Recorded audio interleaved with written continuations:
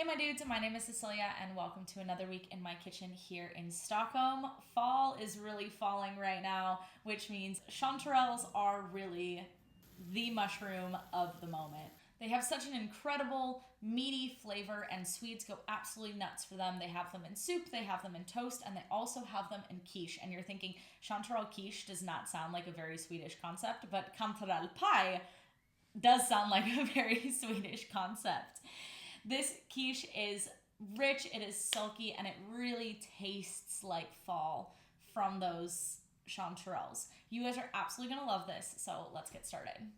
First things first, preheat your oven to 200 degrees Celsius or 400 degrees Fahrenheit. Take your pie dough from the fridge. I have a whole video on my technique for great pie dough. Watch that first before starting your pie. This particular dough is made with some whole wheat flour to give it some extra flavor and texture. The recipe is down below in the description. Anyway, flour your table lightly and begin to roll out the dough. You want to be constantly touching it and moving it around so it doesn't stick. I like a thicker crust on my quiche, so this is rolled out to about 1/2 centimeter. That's a little bit less than 1/4 inch. Using your pie form as a guide, draw a wide circle around it. Wrap your scraps in plastic and put them in the freezer for a rainy day. My favorite technique for moving the dough is to fold it into quarters, place on the form, and then unfold it. Press the dough into the corners. Because this form is fluted, I'm paying special attention to pressing it into every flute. If you like, you can go around and cut off the extra dough. This will give you a nice clean edge and you'll be left with a less crust, more filling type of pie. I like a lot of crust though, so instead fold over the edge and make sure to again press it into every flute. Once it's all folded over, you can make your edge pretty by pinching the dough between your fingers. Prick all over with a fork. Line with foil so that none of the dough is exposed. I needed 2 sheets of foil to make this work. Fill the shell with baking beans. These are just dried beans I have designated as baking beans. You don't need any fancy ceramic ones, just buy some regular old dried beans from the grocery store and save them between bakes. Make sure the beans go up the side a bit. This helps the dough stand tall and not slump in. Pop in the oven for 20 minutes. While it's baking, whisk up an egg for egg wash. Once the 20 minutes are up, take your pie out of the oven and take away the beans. Your crust should be just set and not have any color. Brush with egg wash. This helps seal the crust so it doesn't get soggy when we pour the filling in.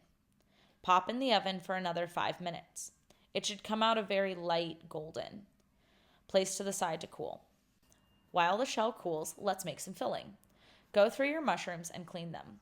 Since these chanterelles come from the grocery store, all they really needed was to be brushed a bit and they were good to go. Dice 1 onion. I like to use both oil and butter.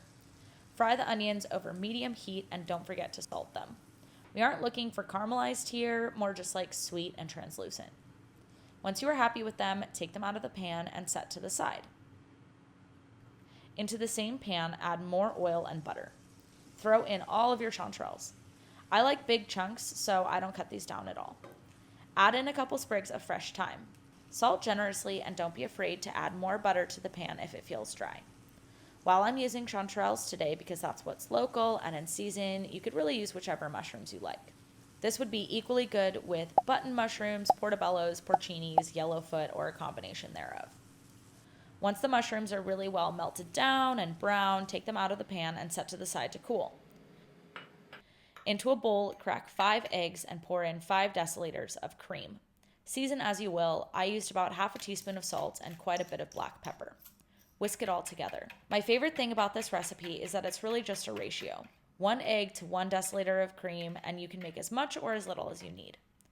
To finally make this pie, gather everything we've made so far. Put the onions in first and spread over the bottom. Next layer is Vasterbotten. This is a hard cheese that is extremely popular in Sweden. You can substitute sharp cheddar, Parmesan, or just skip it.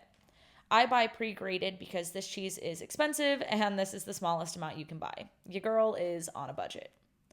Next up are the chanterelles. Make sure they are evenly spread out. Pour the egg cream mixture over.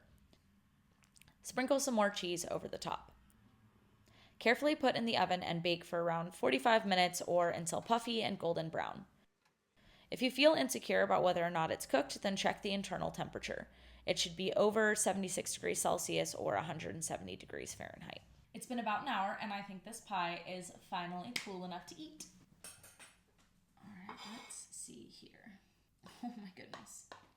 This is 100% my dinner tonight, so. Oh my gosh, that crust is so flaky.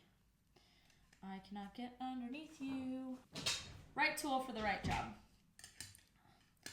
Okay, I still cannot get underneath you. Oh. Look at all those Oh wait, you guys don't have as many mushrooms as I do. Look at all those mushrooms. So beautiful. Now, I love me just a slice of quiche, but I feel like I almost can't have pie without like a salad on the side. This is how I always eat it, like for dinner, and it's like a compulsion at this point. So I just have like a bag o' salad. You know, I just love a really nice, bright, acidic side salad. It really takes this to the next level. And we're dressing on the plate. We're doing this very simply. A little bit of lemon, and then a little bit of olive oil on there. Drizzly. Piece de resistance. I have some wild garlic salt from this spring. Oh, love some good flaky salt. Oh my god. Look at that mushroom. I'm not joking around with you right now. This is 100% the best quiche I've ever made. Oh, so good. Look how thick that crust is. So flaky! Oh, it's so good! Holy guacamole. Thank you guys so much for watching. If you like this week's video, then go ahead and check out this video next. And I hope you have a good week and that I'll see you around next week. Hejdå!